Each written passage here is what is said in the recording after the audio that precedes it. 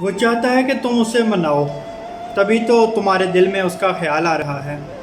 وہ معاف کرنے کی ٹھان چکا ہے، اسی لیے تم میں ندامت جگا رہا ہے۔ جو وقت اس سے دوری میں گزارا، اب اس کا قرض چکانے کی باری ہے۔ اب اس کے سامنے جا کر ندامت کے آنسو بہانے کی باری ہے۔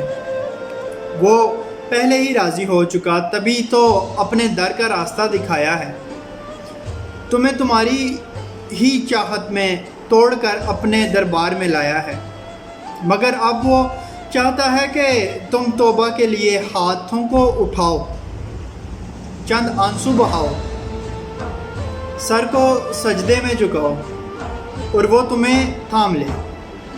وہ تو کب سے منتظر ہے کہ تم اس کی طرف پلٹو، اسے تڑپ کر پکارو، گڑ گڑاؤ اور وہ محبت سے تمہیں سمیٹ لے۔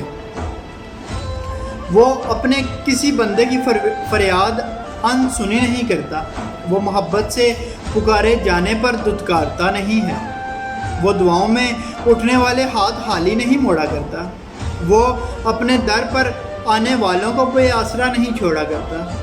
وہ تم سے 70 ماؤں سے بھی زیادہ محبت کرتا ہے۔ کیسے ممکن ہے کہ وہ تمہیں اپنے رحم و کرم سے محروم کر دے؟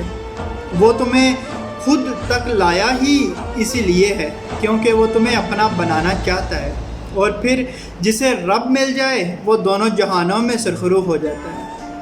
اللہ پاک آسانیاں حاصل اور تقسیم کرنے کی توفیق عطا فرمائے، آمین، جزاک اللہ۔